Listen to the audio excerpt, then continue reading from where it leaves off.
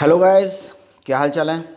आज का एपिसोड शुरू करते हैं विड्रॉल ऑफ नॉन कॉपरेशन से। देखो, आपके एनसीईआरटी की बुक में पेज 61 पर एक पिक दिखाई गई है। ये पिक है गोरखपुर के पास चौरी चौरा जगह की। यहाँ पर एक शांतिपूर्ण जुलूस अचानक उपद्रव में बदल गया और 22 पुलिस वालों को जिंदा जला दिया गया। गांधी जी इस हिंसा से बहुत दुखी हुए और उन्होंने नॉन कॉपरेशन को विड्रॉ करने का फैसला कर लिया। उन्होंने महसूस किया कि सत्याग्रहियों को एक ट्रेनिंग की ज़रूरत है।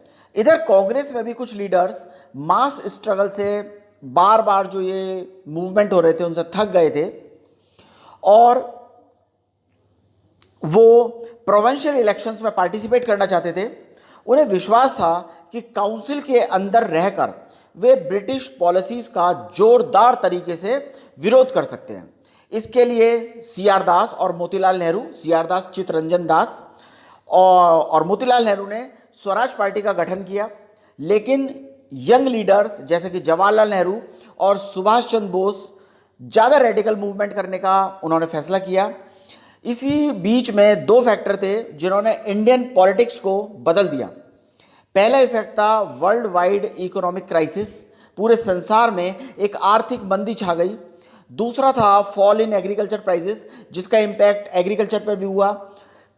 खेती के प्रोडक्ट की कीमतें गिरने लगी और जो किसान थे वो अपना टैक्स भी नहीं दे पा रहे थे। अब इसी बीच में बात करते हैं साइमन कमीशन की। इन दो फैक्टरों के बीच में ब्रिटेन की टॉरी गवर्नमेंट ने सर जॉन साइमन के अंडर में एक कमीशन बनाया जिसका काम था इंडिया में कॉन्स्टिट्यूशनल सिस्टम की फंक्शनिंग को देखना। लेकिन इस कमीशन में एक भी इंडियन मेंबर नहीं था। यही इसके विरोध की वजह थी। 1928 में जब यह कमीशन भारत पहुंचा तो गो बैक साइमन के नारे के साथ इसका स्वागत हुआ। सभी पार्टीज ने यानी कि हिंदूज और मुस्लिम्स ने इसमें पार्टिसिपेट किया।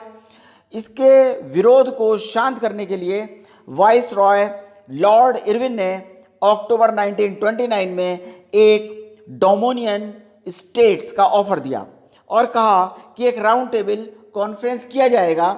लेकिन जवाहरलाल नेहरू जी ने दिसंबर 1929 में लाहौर अधिवेशन में, कांग्रेस का जो लाहौर अधिवेशन था उसमें पूर्ण स्वराज यानी कि फुल इंडिपेंडेंस की मांग की और 26 जनवरी 1930 को उन्होंने इंडिपेंडेंस डे सेलिब्रेट करने का निश्चय किया।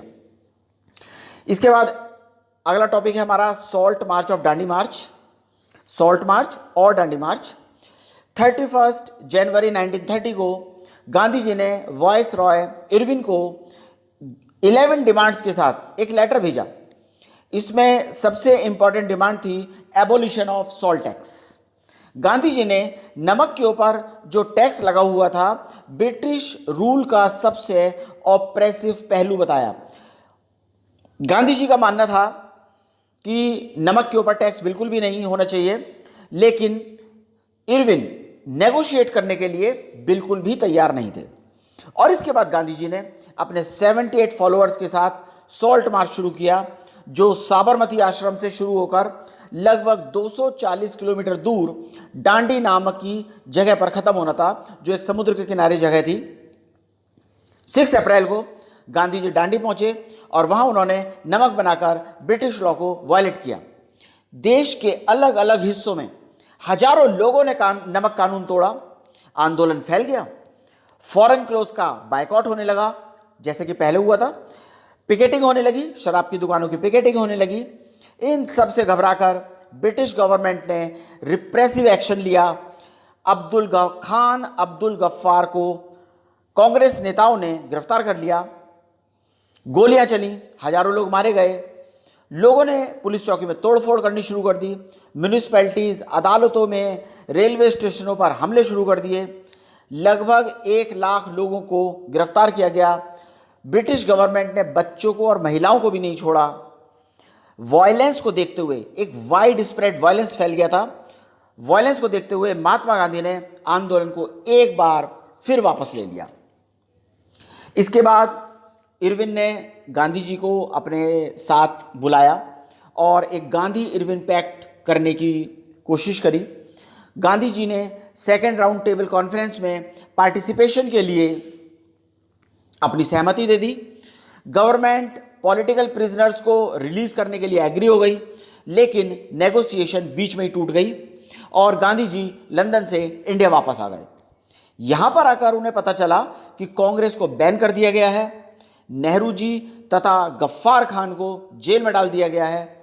गांधी जी ने एक नया आंदोलन सिविल डिसओबीडियंस मूवमेंट शुरू किया, लेकिन यह आंदोलन 1 साल चला।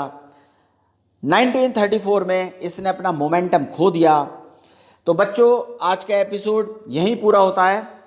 इस पूरे एपिसोड में साइमन कमीशन, डांडी मार्च पर क्वेश्चन जरूर पूछा जाता है, इसको मिस मत कीजिएगा। And thanks for watching, keep supporting me. एक लाइक तो बनता है ना? बाय।